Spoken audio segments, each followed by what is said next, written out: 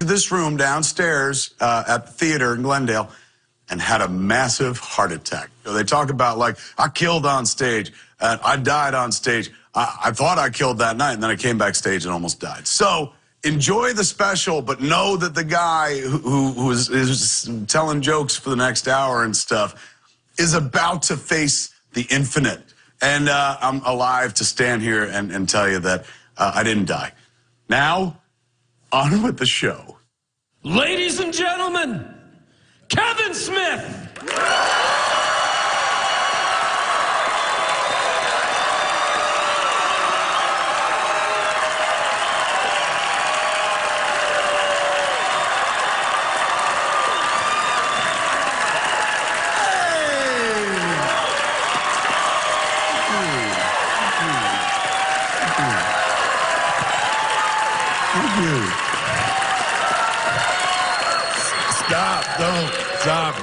Don't encourage me. Thank you all for being here tonight. I had stuff that I want prepared and whatnot, but before we go anywhere, I have to share some shit that just literally happened before I got here. If you don't know me, you're like, oh, he's ready to do a show. If you know me, you're like, fuck, he's more high than I've ever seen him in his life. Right when I was getting ready to leave, my daughter comes in and she just got her license. So she comes into the room and she's just like, hey man, can I use your car? She says to my wife, Jennifer, let me use your car to go to Target and get my nails done. And Jennifer was like, absolutely not. Oh my God, no. Like, you'll crash for sure. And I saw my moment to jump in and be the good parent and be like, let her do it, you know? Like, she's got to try it by herself for the first time. This is the first time she's going to drive by herself in the car with a license and stuff. I was like, let her do it, man. What's the worst that can happen? And my wife was shooting fucking daggers at me, just like, you fucking piece of shit. So I was like, yeah, man, let's just let she could do this. You can handle this, kid. I said, just don't speed or anything like that. Trust that she's a good driver. You've been in the car with her. She's not fucking terrible. And so... trust that she could do this and stuff. So, you know, I was like, no, all right, man, I'll have fun. And I stood at the front door and watched her pull away and stuff, which was nerve-wracking because she had to do a K-turn, and she backed out without even looking. Another car was coming down the hill, and they had one of these moments, and you heard skidding, and I don't know which one it was and shit. Finally, she corrects herself, and then there's a moment where the dude behind her clearly wants to go faster, and my kid, the novice driver, I'm watching this go, let him go first, let him go first. But she's my kid, very competitive as well. And I saw my driving in her, all of a sudden she guns it past this fucking dude down the street. And my wife is like, yeah, she's ready to drive by herself. So I was like, this is fucking nerve-wracking, man. And she was like, you shouldn't have let her do this. I was like, I need a joint. And so I started smoking. And I was like, what do we do? Do we chase her down? She's like, no, that doesn't show any trust whatsoever. She's gone, I have Find Friends on my phone, and so I could track her every movement. And so I was like, you fucking serious? Open that shit up, man. Let's watch this car wreck in real time. So we were just sitting at the desk, and I'm fucking smoking away, watching the screen on my wife's phone, watching this dot like I'm fucking Bill Paxton and Aliens and shit, you know. I'm like, she's all over us, man. Because every time the dot stops on the map, we're like, what's the fucking story here? Did she get an offender bender? Is she buying cocaine? What is going on? Then finally it pulled into the fucking Target Plaza, and I was like, you gotta fucking text her. And she's like, no, she'll know we've been watching her. You gotta fucking play it cool. And we're both sweating fucking bullets, man. And I've smoked a joint all the way down to the fucking filter and shit. And all of a sudden the kid calls us on the phone, and she's like, I did it, I did it, I did it. She's like, I did it, I didn't get in an accident. And we tried to play it cool. We're like, well, big deal, we do that all the time.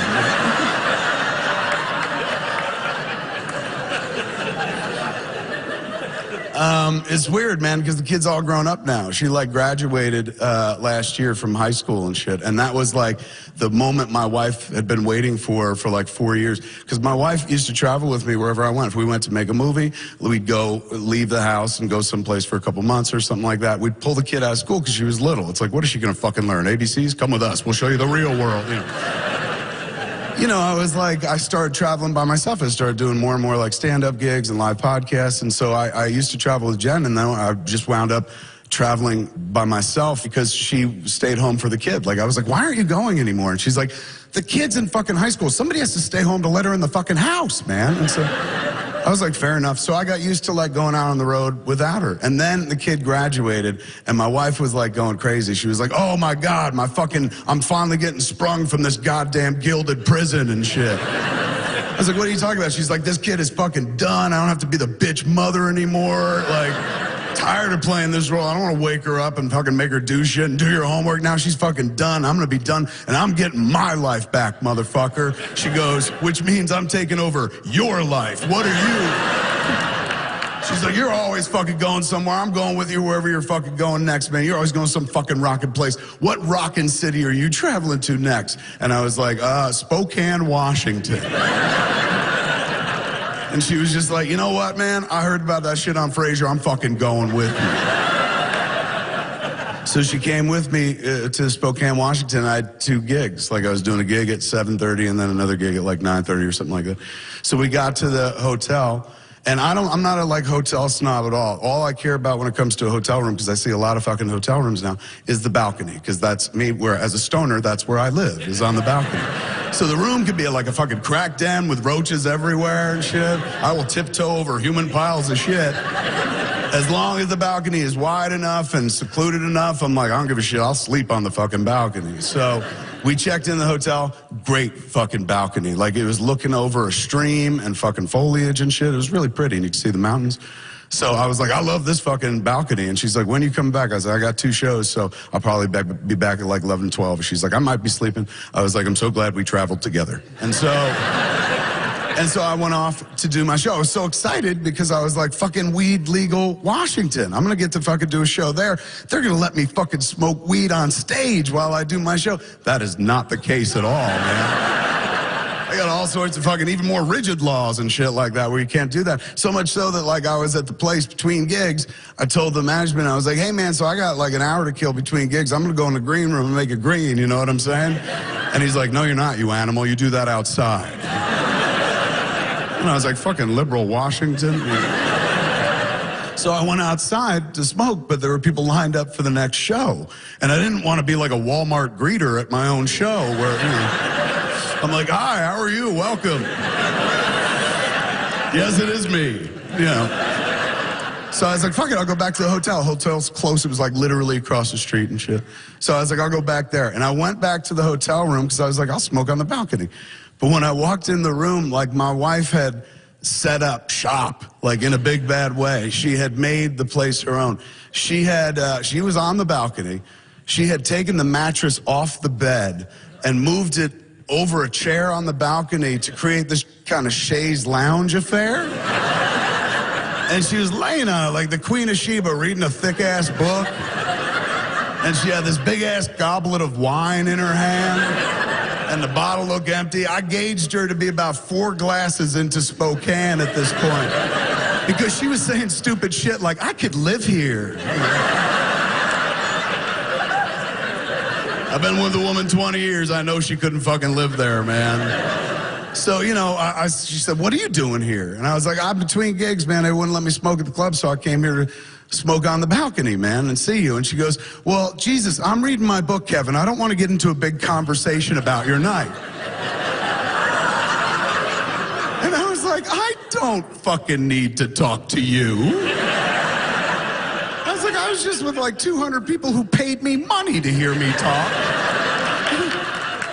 So that's fucking cool. Like, we don't have to get in a conversation. She goes, I know you. After a show, you get home and you're Mr. Story Time and you got to tell all your stories and shit. I was like, I have no fucking stories to tell, man. I was like, tell you what, you sit there and fucking drink and read your book and I'll stand over here and fucking smoke my weed and we'll be together alone, you know? Because that's what fucking marriage is. Go, you know? So I just sat there smoking and she was reading her book. And the problem is when I smoke, that's when I get chatty. So,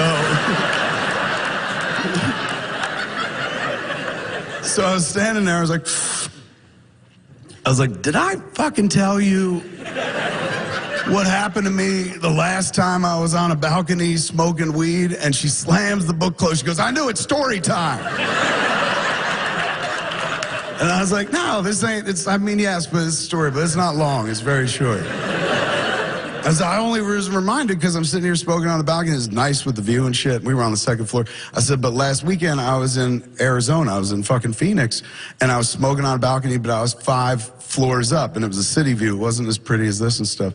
And like, unlike like today, I got this great Washington weed. I was in Arizona, and I was at the mercy of fucking local weed and stuff. So I was smoking on my balcony, like, oh, this is nothing. This shit ain't gonna do anything, and shit. Being a real weed snob about it. And then about halfway through the joint, I was telling my wife, I was like, I started hearing voices, and I was like, hey, this shit's fucking good, man. Like, I got too judgy about Arizona. And then I looked over the balcony, and I saw that 5 feet down, 5 floors down, rather, was people on the street talking. There was a gaggle of women, older ladies, and they were talking, and I could hear them. I couldn't hear what they were enunciating, but I can hear them talking from where I was. And I started getting fucking freaking paranoid, because I was like, if I can hear them, can they smell me right now? So I'm looking over, and I watched the ladies cross the street. There was a crosswalk, and they're crossing the street. And at the other side of the crosswalk, there's a call box. And at the call box, guy in blue, a fucking cop is standing right there. And so my wife's like, get out of here. I was like, there's a fucking cop across the street. I'm like, fuck the old ladies. I should be worried about the cop and shit. I said, but I still didn't put my joint out, man. Like, I just sat there. I backed up like a foot. And I was like, I'm gonna keep my eye on this cop.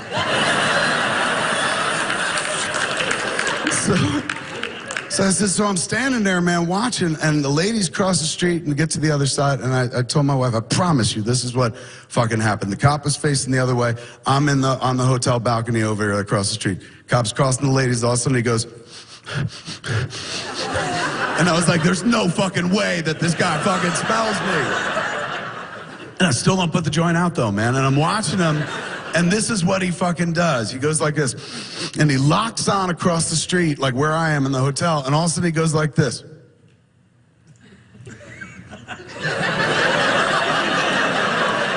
And he's experienced this cop, man. He's like, somebody's smoking on a balcony. And he's going balcony by balcony, and I'm fucking frozen. I don't move. Because it's like this reverse Space Invaders game where he's getting fucking closer. And I'm at the center of it and stuff. And he's on the 4th floor, but I'm like, oh, fuck, I'm next. And then he gets up to me and he locks onto me. He goes like this and shit, and he goes that. And I said, my first fucking instinct wasn't to like drop the joint or fucking like run to the airport. I said, my first instinct was to go like this. I went.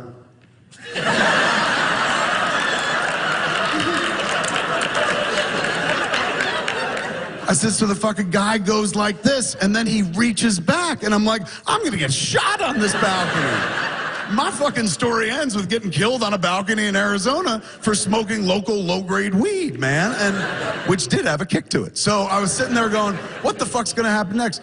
And he pulls out a phone. Then the dude kind of illuminated the whole fucking thing. All of a sudden he goes, Silent Bob! And I was like, oh fuck, he's a fan, man.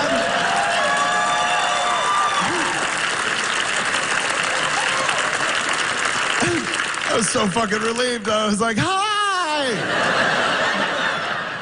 And he goes, pointing at his phone, he goes, I want to take a picture with you. And I was like, oh, okay. I said, I'm going to come right down. Stay there. I'll take a picture. So I run inside. I change every fucking piece of clothing that I do. Everything. I take the hotel shampoo. I dab it on my ears and stuff. Just get the scent away. And I told my wife, I went downstairs. I said, I met the dude. He was lovely. I said, it was very kosher. We took pictures together and shit, chit-chatted about the movies and whatnot. I said, it was a wonderful experience. I said, the PS to the story is, he wasn't a cop. He just had a blue jacket on. That was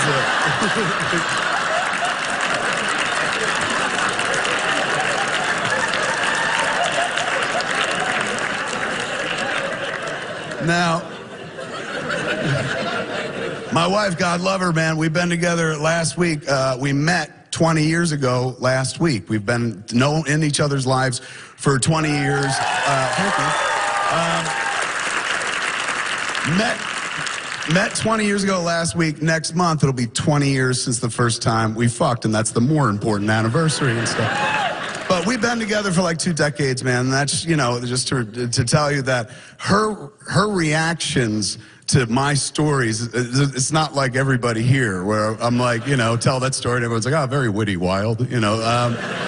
She's, you know, fucking seen it all, heard it all and shit like that. Like, my wife loves me. I know this. Don't get me fucking wrong. Like, she would kill anybody that fucking threatened me and cut your jugular and shit. But she is not what I would call, by any stretch of the imagination, a Kevin Smith fan. Jay and Silent Bob, not her fucking thing or anything like that. She's like, I'm glad you do those movies. They let you run around and you get exercise. Like, that's...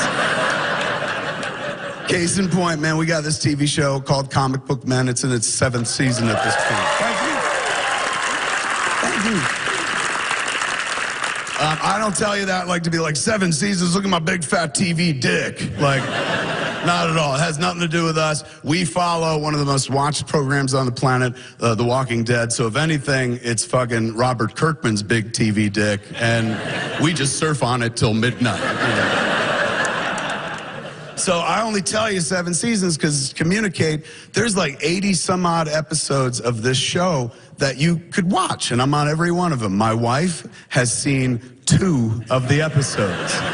She saw the pilot episode when we shot it, put it together. I showed it to her. I was like, what do you think? And her review was, I can't believe you tricked somebody into paying you to be on TV and talk to your fucking friends. Which I felt was like a very strong review. Then, like 4 seasons later, my daughter was on the show, Harley was on the show, so I told my wife, I was like, you gotta watch an episode now. Something came out of your bodies on the fucking show. So she watched the episode, I was like, what'd you think? And she goes, Harley was a vast improvement, you know. She keeps it very real. The show is on a night that we watch 2 other programs, like in our bedroom. We watch The Walking Dead, and then we watch The Talking Dead. And at the end of The Talking Dead, there's a fellow looks strangely like me who will pop up and be like, hey, stick around for more hijinks on Comic Book Men. And that's when my wife grabs the remote and goes, we're going to bed, and shuts that shit off.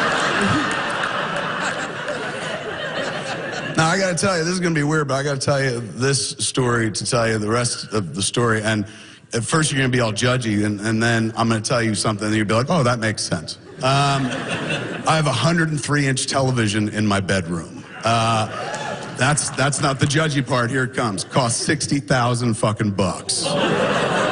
Crazy, right? I didn't fucking buy it. I would never pay 60. Now, you can't be judgy. I didn't buy it. It was given to me, man. I would never pay $60,000 for a TV. I wouldn't pay $60,000 for anything unless you could live in it, drive it, or it fucking blew you until the day you died. Like, that's...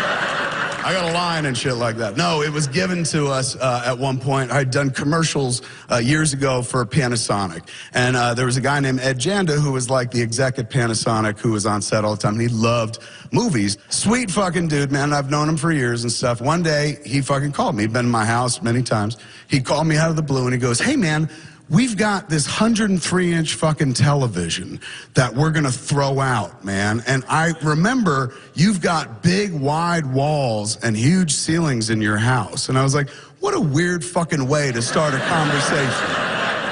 I said, what do all these things have to do with each other, man? And is that all our friendship was to you? Square fucking footage? Like...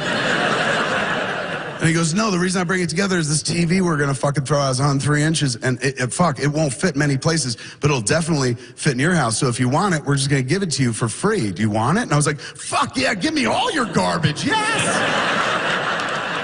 Fuck yes. I was like, what's wrong with it, man? Was it assembled on an ancient Indian burial ground? Is it cursed?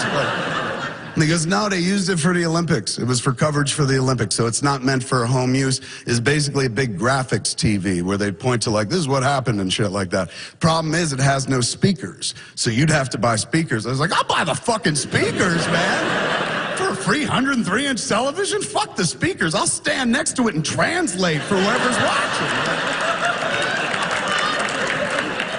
I was like, fuck yes, man. So he goes, okay, man, make sure you're going to be home tomorrow. We can have it delivered. He's going, you got to clear your street. And I said, why? And he goes, it comes on an 18-wheeler. I said, really? And he goes, yeah, it takes 10 people to deliver it. And I said, why? And he goes, the base alone weighs 2,000 pounds. So I was like, I don't believe this. And they showed up the next day with a giant fucking truck, pulled this thing out the back of it. It looked like the monolith from 2001, A Space Odyssey. 10 fucking people carrying it, man. They were like, where do you want it? And I was like, second floor, please. I felt bad, but I tipped insanely well. So brought him up to my bedroom. They're like, where's it go? I said, put it right at the foot of our bed, please. And my wife is like, are you fucking high? I was like, yes, but that has nothing to do with this.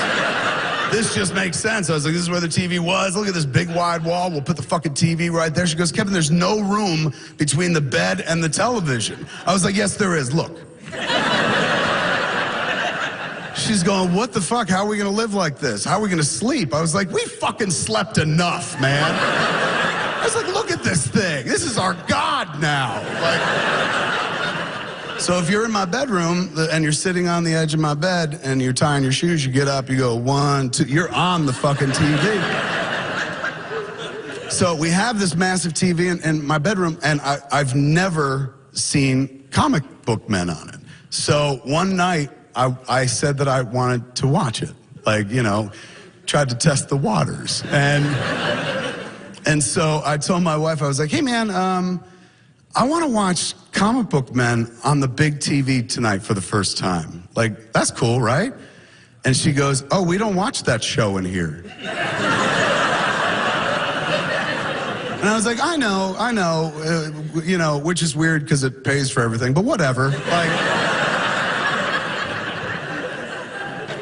but tonight's special, it's the end of the 4th season. We just found out we're getting picked up for a 5th season. So I want to like live tweet the show from in here. Normally I do it in my office. I watch it on a laptop. I was like, I'd love to watch it on the big TV. I want to live tweet, send pictures. And my wife's like, what do you mean pictures? And I was like, I don't want to tell you because you're going to fucking make fun of me and shit. And she's like, you have to tell me because I control the television. So I said, okay. I said, I've never seen my show on the TV, but the TV's fucking big. It's taller than me when I stand next to it. It's 103 inches wide, but it's fucking about 6'3" tall from the ground with the base. I was like, so when you see people on it, they look life-sized. And I've always wanted to like watch comic book men, and when I came on the screen, pause it,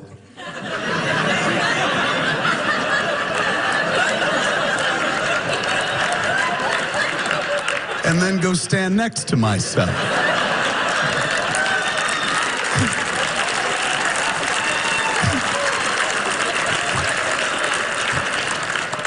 She goes, why? I'm like, to take a selfie, you know? And she looked at me with that fucking look of disdain, like, I can't believe I let you stick your fucking dick in me. She goes, no, you watch that in the office. And I was like, come on, man. Like, this is fucked up. Don't you think it's fucking crazy that, like, we're fucking this deep into a show that I'm on every episode of and you don't watch it? And she goes, why would I watch it? And I was like, I don't know, man. Like, because I'm on the show. And she goes, well, it's not like I'm in the Kevin Smith demographic. Now, am I? And I said, you fuck Kevin Smith. If you're not in the demographic, it's in you from time to time. And she was like, I could see this really fucking upsets you. I was like, I think it's fucking weird, man. If you were on a TV show, I would have watched every fucking episode and shit, but you don't watch the show that I'm on. And she goes, Jesus, Kevin, if I really want to see you fucking cry about Batman and wear that jersey, I'll look to my left.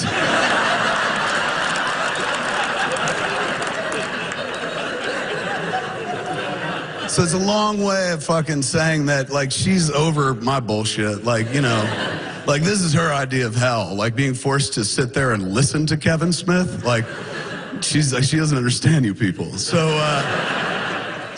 you know, when I was on the balcony in Spokane, telling her the story about the balcony in Phoenix, I didn't expect her to have the reaction you guys had. But she fucking surprised me. As previously mentioned, she was about 4 glasses into Spokane. So she looks at me with bedroom eyes and she goes, you're cute. And this never fucking happens. But I knew what it was about. And I was like, really? And she goes, yeah, whenever you tell a story, you wave your hands all around. She's like, it's cute. So I fucking look at my time and shit, and I've got 10 minutes until the next show. And then I look from the balcony to across the street, see what kind of geography I got to face to get there. And then I start doing the sexual math in my head. And so I was like, how cute? And she goes, real cute, what do you want? And I was like, I don't know, cute enough to get blown before the next show? And she goes, oh my God, Kevin, you could never come that fast. Which sounds like another fucking criticism, but it's based on empirical wisdom. This is weird, I gotta tell you this story to tell you the rest of this story. And all the other stories are mine, but this is my wife's story and it's personal, but like nothing will make sense unless I tell you this. My wife is, I don't know how else to describe it. She's the most easily orgasmic human being I've ever met in my entire life. It does not take much. Some people are a lot of work. My wife is not a lot of work. I could be standing across the room, leaning on a wall, and she could be on the other side of the room on the bed, laying down, wearing, you know, a pair of sweatpants. And all I have to do is go. And by the time the fucking butterfly effect hits her crotch, she's like, oh.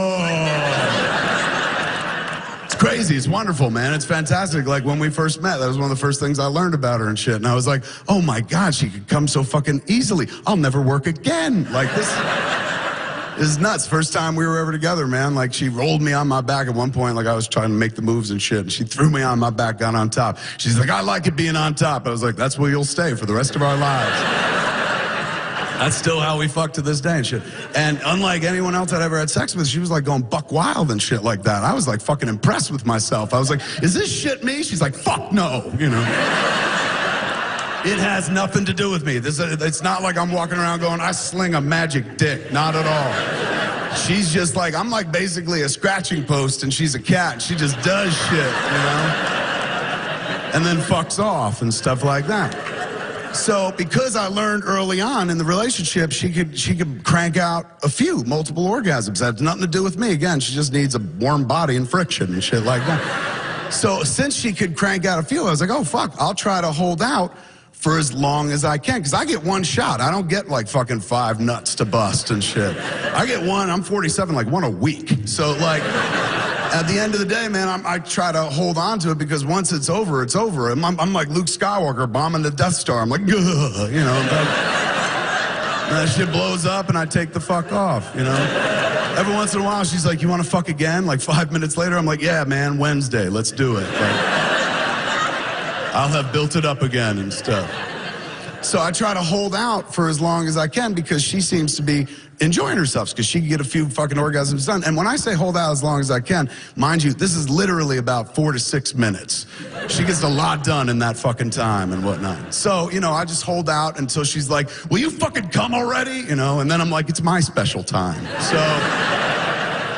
So her experience is based on that. I never fucking told her that I could come real fast. When I'm by myself, I come like a fucking pro, man. Like, real fucking fast and shit. I'm real good at it. Had years of practice and whatnot. So when she said, like, you could never come that fast, is based on empirical knowledge. But I was like, oh, no. I said, I know what you're thinking. I said, but I can come very fast. When I'm by myself, I come a very fucking fast. Like, I swear, if you want to give it a shot, I could totally pull this off in under 5 minutes. And so she fucking takes her glass of wine, she fucking throws it back, she puts the glass down, she stands and she looks at me and she goes, lay down on that bed and pull down your jorts.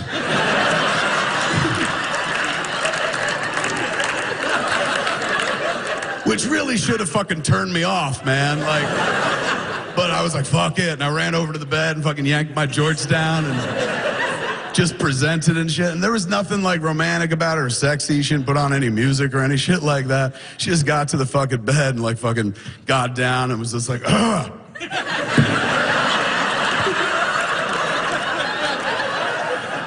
Because she'd been through it before. We've known each other 20 years. We've been doing shit to each other and stuff. So she's like, I know what this is going to be. It's going to take him forever.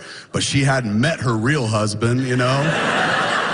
And she was about to and shit like that. It was rote. It wasn't romantic. It was clinical. It was perfunctory. It was almost like the owl in the Tootsie Roll Pop commercial. Like, how many fucking licks is this gonna take, man? I was like, fucking 3, I assure you.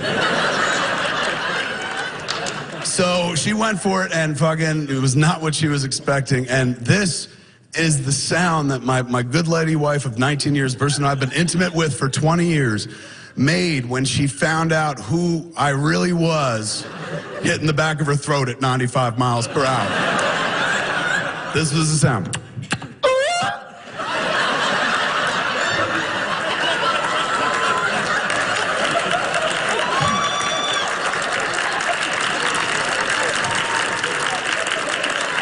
It was like I'd fuck Scooby-Doo in the mouth or something like that. So she fucking gets up, she runs into the bathroom, and I hear her go like, because she loves me, but not that fucking much, you know. Then she runs back in, she goes, what the fuck was that? I was like, I told you, man, like I come real fast when I'm by myself, when I'm really putting my mind to it and stuff like that. And she goes, Jesus Christ, Kevin. She's all sad when she goes, Jesus Christ, Kevin, if I'd have known that you could have come that fast our entire fucking lives together, I would have blown you every day.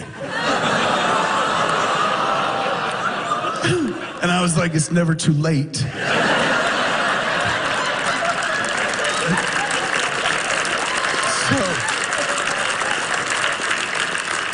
So we've been together, like I said, fucking 20 years. We've been married 19 years. We have a marital contract, of course. But at the end of the day, we've just added to it fairly recently, a little paragraph, a subsection that says, if I can promise to come in under 5 minutes, she's morally obligated to try to blow me, and we call it the Spokane Amendment.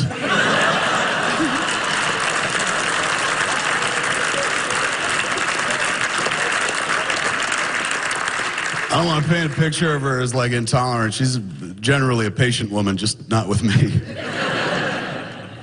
But she stood by me. My grandmother always used to say, like when I had girlfriends in high school, she's like, they stood by you when you were fat. And my wife has stood by me when I've been fat. And then a few years ago, I dropped a bunch of weight, man. I saw a documentary called Fed Up, and it was about sugar. And for the first time, like I guess because they used cartoons, I understood sugar's effect on the body. And I was like, oh shit, so I should stop eating fucking sugar. And I did, and I lost like 80 pounds and shit. So it was a sudden, thank you. It's if you could get past the fucking desire for sugar, because it's very much like a drug, and when you quit it, there's a fucking withdrawal period and shit, where I was insanely depressed. Like for the first time in my life, I was like, I couldn't manufacture a fucking positive thought and shit like that. My wife was like, that's because you got rid of your best friend, sugar. I was like, what do you mean? She's like, Kevin, you used to wake up and do like 2 fucking fistfuls of popcorn flavored jelly beans. And then you'd be like, where's breakfast? You know, so she's going, sugar leaving your food pyramid is like really affecting your body. You're going to have an adjustment, like when Jason got off heroin or something like that. And so she's right, man. Like it was fucking hard for 2 weeks. It was easy once you got past the 2 weeks, suddenly you didn't think about it anymore. But in those first 2 weeks, I would have sucked dick for Lucky Charms, man. I missed my good friend Sugar. So as Sugar went away, the weight just kind of like fell off and stuff. I didn't have to do anything. I walk dogs. I walk my dog up a hill, and it's not very far. It's like a mile and a half up and down and shit. That's the only exercise I get. I do it in the neighborhood. Jason Mewes lives down the street from me. We didn't buy houses near each other, but he bought his house in my fucking neighborhood and shit. Every time we drive past, my kid's like, oh, it's so cute that you live near your best friend. I was like, he lives near me. Anyway, Jason comes over sometimes. We walk the dogs together up the hill and stuff like that. And periodically, people drive through the hills and they're like, Jane, Silent Bob walk dogs. So just dropping sugar and fucking walking the dogs like really made a difference, and like the weight kind of fell off. And at one point, like my underwear started sagging, because I used to wear very big underwear, like fucking 5XL underwear or something like that. So that shit started sagging because the weight kind of went away. And my wife finally took notice of it and was like, this is fucking shameful. She's like, they just keep falling off your body and what we're seeing isn't any better, you know, so. She's like, you gotta go fucking get some new underwear and stuff. And if you're gonna do it, don't buy fucking maroon underwear. That's what I would wear all the time. I had this maroon underwear, because I usually just get my shit at a fat guy store, and they don't give you a lot of fucking choices. Now they do. Now they put on like, hey, there's a Batman shirt for you, fat guy. But generally speaking, back in the day, it was like big dog and shit like that. Very generic, but very I am overweight. So I would get my underwear at the fat guy store and shit, and they didn't have much of a selection. It was always like tighty whities. That's what I wear and stuff. I don't wear the crime fighters, Jason calls them. I don't wear boxers, just those tighty whities. And so one time I went into the fucking fat guy store, and they had next to the tighty whities the most beautiful thing I'd ever seen: underwear that was colored, and it was maroon. And I was like, oh my God, I'm gonna look like Superman wearing this shit. You know? So I took it home, and it was a 3-pack and shit. And I showed my wife. I was like, look, man. I was like, you'd say I never change anything and shit, but I went and bought new underwear. And she goes, maroon? And I was like, yeah. And she goes, why? And I was like, I'm expressing my individuality, you know? And she goes, oh my God, take these back. And I was like, fucking why? And she was like, maroon underwear, Kevin, I get a vote in this. I'm the only one that sees your fucking underwear, you know? And I was like, all right. And so I went back to the fat guy store. I bought 12 more pair. Fuck her. So. And every time we would get intimate and shit, she'd like open up my jorts and be like, ugh, maroon, you know? It was a hurdle to get through and shit. So she was saying, if you're gonna get new underwear, don't fucking get maroon. I was like, maroon forever!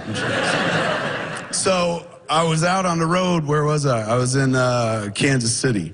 And so I had a little time down between gigs and whatnot. So I was like, I'm gonna go out shopping. And I asked them at the front desk, I was like, hey man, where do you got like the fat guy store? And they're like, oh, you wanna go to the low-end strip mall? And I was like, brother, I live at the low-end strip mall, man. And I took a car there. I walked in, and I was looking for my maroons, and I found them. And then I saw the most beautiful thing I'd ever seen in a fat guy store, a pair of black underwear. And I was like, oh, I'm gonna look like Batman, you know? And so I bought it, and I took it back to the hotel room and stuff like that. I was happy with my fucking purchase. And so, you know, I thought of my wife, and I was just like, oh, fuck, I'm gonna tell her. And I said, hey, man, guess what I did today? You know, I was texting her, and she was like, what? And I was like, I went underwear shopping. And she goes, oh, great, more maroon. And I said, no, not maroon. And she goes, what color? And I wrote, black. A lot of exclamation points and stuff. And she sent emojis of surprise. And she goes, send me a picture. And so I saw my opening. So I was like, you send me a picture, man. And she was like, what of? And I was like, you know. And she was like, you fucking pig. But we've been married for a while, so fucking 3 minutes later, a picture came through and shit like that. And so it was an angle of my wife's vagina. And this is weird to say because, again, we've been together 20 years and we've had fucking sex any way you can have sex. But it was an angle of her vagina that I'd never seen before. And I was like, oh my God, it's like a stranger's pussy, you know? And so instantly I forgot the conversation, took it right to the sink and started tugging one out, looking right at it. So I got finished, and then I wanted to get in the shower because I was sticky. And so I took my black underwear out of a pack. I laid them out on the fucking blanket. There's like a white blanket on the bed, so it really popped hard and shit. And so I took a picture, and I wrote back, yes, bitch. I said, don't this make you wet, motherfucker? And I fucking hit send and shit like that, man. And I hadn't fucking realized that my wife was not the last person that had sent me a text. While I was in the shower, somebody else had texted me and broken the conversation with me and my wife, and fucking the very shocked recipient of my underwear text sent back a one-word response, Dad?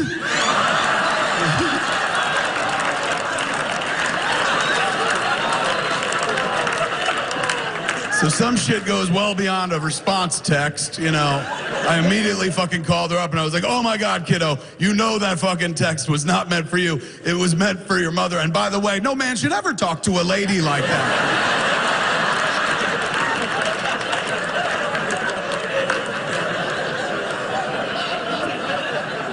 Fucking mortified, man. I was like, oh my God, are you okay? And she goes, you know I'm gonna need a lot of therapy, right? I was like, yeah, but fucking go ahead. We got the money. Go ahead.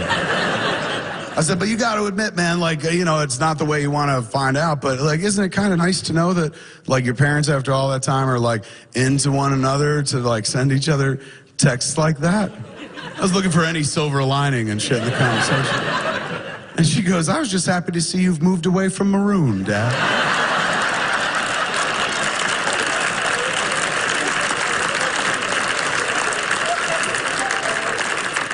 I just got back from Vancouver. I was up in Vancouver. I directed my 3rd episode of The Flash.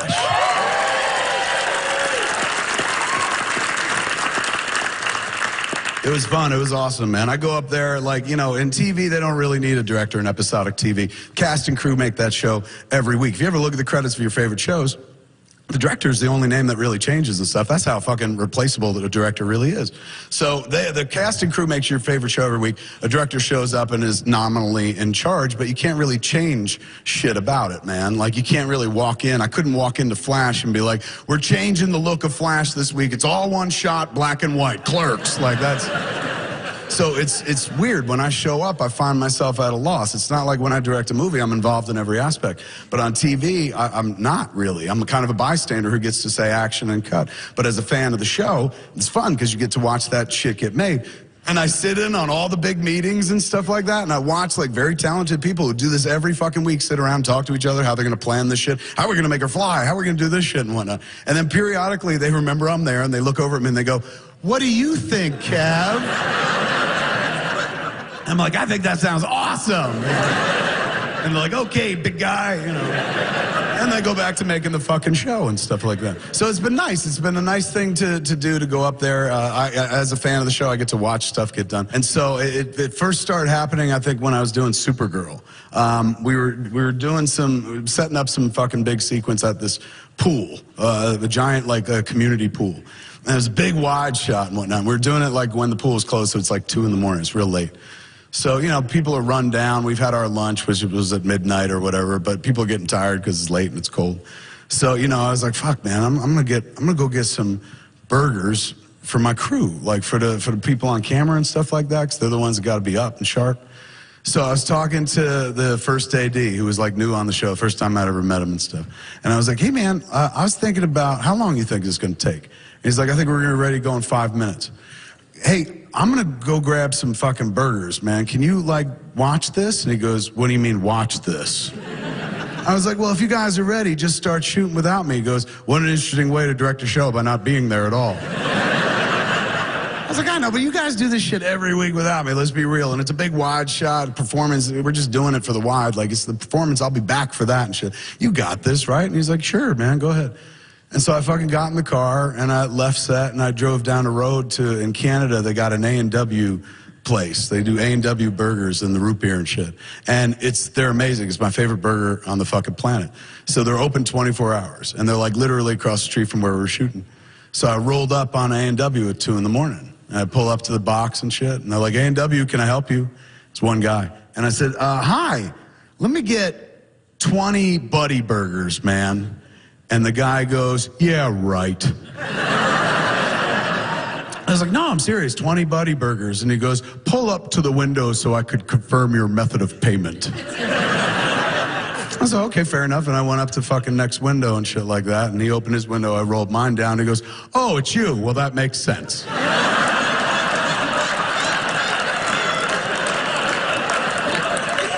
I was like, what the fuck's that mean, man? He's like, there's a lot of burgers, and I heard you were in town. And I was like, they're not for me. He's like, I don't need to ask any questions. I was like, I'm getting them for the people on Supergirl. He's like, I'm sure you are. I go, 20 burgers, man, how long is that supposed to take? Because I'm supposed to be back in 5 minutes. He's like, 20 burgers usually take about 20 minutes. But, like, if you will take a selfie with me, I'll do it in 10. And I was like, if you'll do it in 10, I'll fucking blow you, man. And he goes, the selfie will be fine, Mr. Smith. So it was fantastic. So I waited by the side. He cooked up fucking 20 burgers and shit, came out with 2 big bags, gave them to me. And I was like, thanks. We took a selfie and shit. Off I went back to the place. And I was like, hey, burgers. And I started giving out burgers and shit. And soon the burgers were fucking gone. And I was like, oh, fuck, I didn't get enough. I said, if I do this again, I got to get more. Because some crew members were like, where's the burgers? I was like, oh, they ate them all. And they're like, fucking A, you know, walk away. So I was like, fuck, man, let me see if I can fucking get some burgers going and shit like that tomorrow. So next day, we were shooting late again. Like, it was 1 in the morning and stuff. And so, you know, I was bored again on set at a certain point. Everybody's working. I don't really have anything to do. So I was like, maybe I'll go get him some fucking burgers, man. I'll roll up on the burger joint again. It's right across the street, man. So I pull up and I hear, welcome A&W, can I help you? I said, hey, let me get 40 Buddy Burgers. And the guy is not the guy from the other night. He goes, what are you, high? No. I was like, I do want this. And he goes, please drive up to the next window to confirm your method of payment. You know? So I drive up to the window. He opens his up and mine. And he goes, oh, I heard about you. I get it now. I said, what do you mean? He's going, you were here last night. I said, that's right. I ordered 20 burgers. He's like, yeah, the guy last night, he's a big fan and stuff. He's been showing everybody the picture. I was like, right on. I said, well, I'm back for more. He goes, what do you want? I said, can I get 40 Buddy burgers, man? He goes, okay, give me your credit card. And I showed him. He's like, all right. I said, how long is that going to take? He's like, 40 burgers, 40 minutes. I was like, oh, well, the guy yesterday, man, he said 20 burgers and it takes 20 minutes, but he did it in 10 and shit. And he goes, that's because the other guy's a big fan.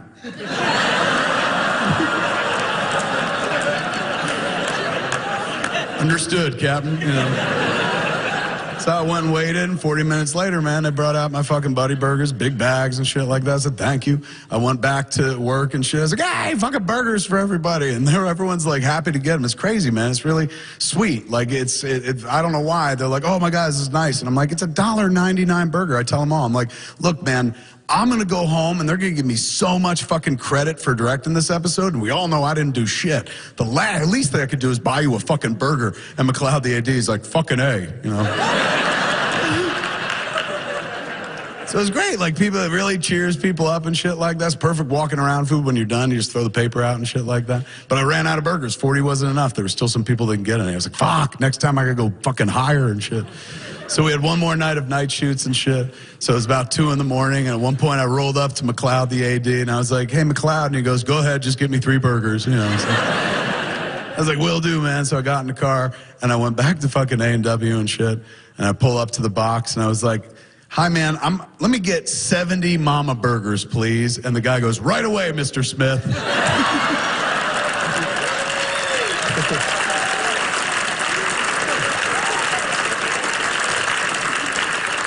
I'd built something of a reputation of sorts and stuff. So, you know, I was like, oh, fuck, this is great. I said, you know what? I'm going to go deeper tonight. I said, 70 mama burgers. Let me get like 40 French fries as well. And he goes, okay. I said, 20 onion rings. He goes, right on. And I'm looking at the menu board. Like, I've been going to A&W like 3 nights in a row. And since I stay away from sugar, I've been trying not to succumb to the temptation because, like, I love root beer. It's one of my favorite things in the world. I love sugar. I love sugar on anything. You put on dog shit, I'm like, this is the best. But root beer is one of my favorite, and they market it so well. Like, the orange and brown just, like, makes you salivate and shit, like a Pavlovian response. And all these days and nights, I've been able to not fucking get a root beer, but I'm like, it's fucking 2 in the morning, man, and, like, you're buying everyone these burgers, and, like, it's like your mom said, you're a good boy, you know? Like, you deserve a treat, man. Why don't you get yourself a fucking root beer, champ, you know? And I was like, let me add to that, man. I want to add 1 small diet root beer. And he starts laughing, the guy in the ordering box. I said, what's the matter? He goes, look at the screen. And I look at the screen, it says 70 mama burgers, 40 French fries, 20 onion rings, 1 small diet root beer. He goes, that looks like the worst diet ever attempted. He goes, I'm totally Instagramming that. So I pull up to the fucking window and shit, give him my credit cards. My friend from the first night and shit, the guy I took pictures with. I was like, hey, man, it's you. He's like, Mr. Smith, I got to tell you. I said, look, first off, Mr. Smith, my father just called me Kevin. He goes, Kevin, I got to tell you, I've been telling my manager that you've been coming every night and that you've been buying these burgers. And my manager asked me to ask you, if you want to give us one of your jerseys, we'll hang it up here in the A&W.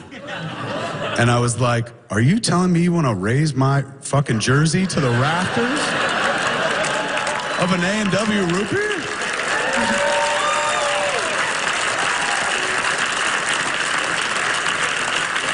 I was like, that's the highest honor a non-Canadian can receive. So I found my place. Like, that's what I do. I bring shit. Like, I bring food for people. I bring toys for the actors. That's how I do the actors and shit like that. I learned that when I was on Supergirl at one point. I had like a break, lunch break, and rather than sit around and eat lunch, like, I smoked lunch. And then we were near a Toys R Us, so I went stoner shopping and stuff like that. And, you know, I had a basket, so I kept throwing in shit. Everything like under $5, little trinkets and shit like that.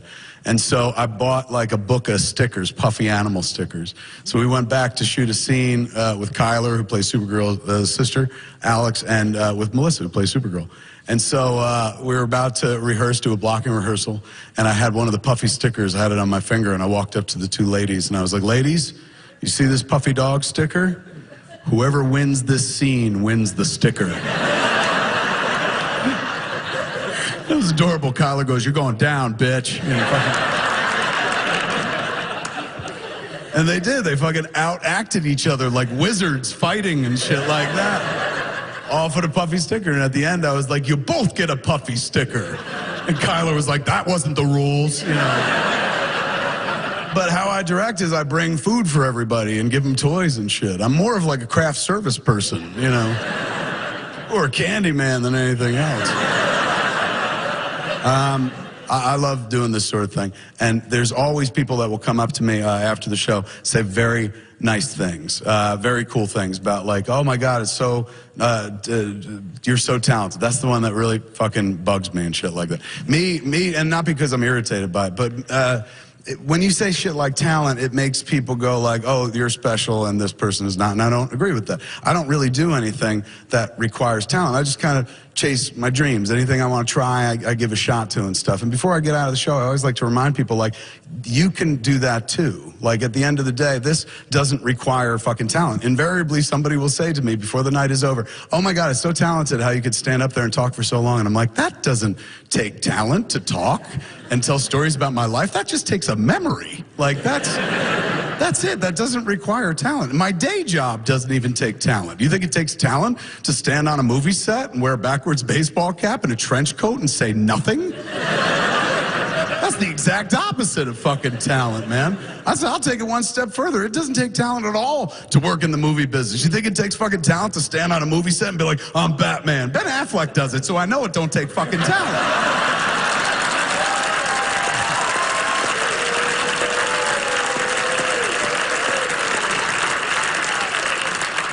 Don't let people use like a word like that to put shit between you and something you want to try. This doesn't take talent. It doesn't take talent to talk about your fucking lives. Over the course of your life, you've listened to people talk on the radio or seen people talk on TV, and you've said to yourself or thought to yourself, I'm smarter than these people. I'm funnier than this person. You're probably thinking that shit right now.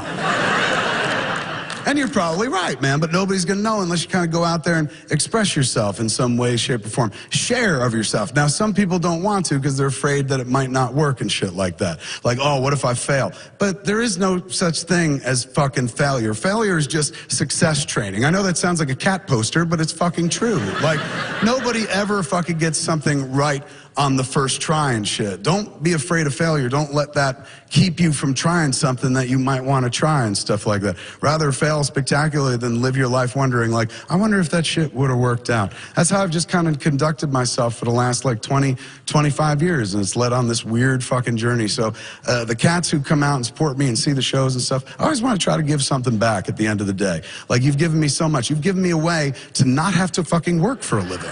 So like, you know, I always want to try to give back. I could give the money back, but fuck that. So like, the least I could give back is I know there are people in the audience that are like, I kind of want to do what you do, and you absolutely fucking can. Here, I'm going to tell you something that maybe like you don't hear that much anymore because you're adults and shit, and it's our job to say this to younger people and shit. But this is the truest sentiment a stranger's going to fucking tell you this week, so fucking get ready. You are smart and good. You're all fucking talented. You all have something amazing to fucking say. So find a way to fucking share that. I'm 47 years old and I'm still trying to figure out who the fuck I am. So before you leave this world, figure out who you are at your core, man. I have, as I mentioned at the beginning of the show, a kid. Like, so I guess at my core, ultimately, I'm a fucking dad. So I do dad type things. I want to share this fucking last thing with you. My kid and I text. This is a text exchange we had about her boyfriend, Corey. She's got this boyfriend, Corey, man. He's a great fucking kid. I know you're supposed to be like, hey, man, he's dating my daughter, and that makes me mad. Not at all. They've been dating for 5 years. They met like freshman year. And when they were dating for 4 days, man, I watched him, met the dude and shit. And I told my daughter, marry this boy tomorrow, you know? And my wife was like, you fucking stoned. They're 14. I was like, it worked for coal miner's daughter. Let them get married. So I like him. I'm a Corey booster, man. I'm always like, you'll never find a guy like this. He literally gives a shit about everything you say. He's always hanging on your every word. He's like Lloyd Dobler and say anything and shit. Not every guy is like this. Most guys are like Uncle Jay. So like, I said, stick with this fucking guy. So she did all through high school and stuff. And senior year, like I said, she just graduated. She got to go to 2 proms, her prom at her school, and Corey went to a different school. So they went to her prom first, then they went to Corey's prom. And I was out on the road doing a gig. And this is the fucking text I got from my kid on prom night. She goes, Dad, SOS. And I'm freaked out because I'm someplace else in the country. And I'm like, oh my God, are you okay? And she goes, no, Corey's bow tie broke. Where do you keep your spare bow ties?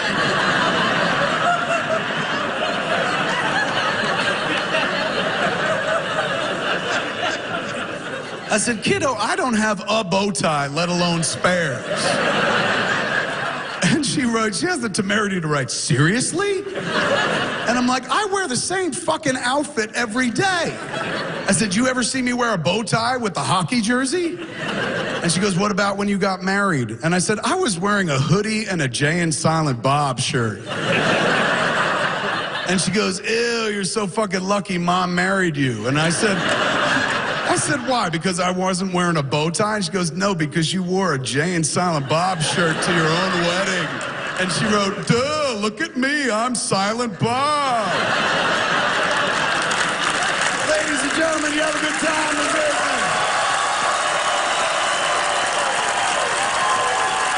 I cannot thank you enough for coming out, man. Thanks for listening to me bullshit. Make sure you go out and bullshit before you leave this world. I love you all. Good night.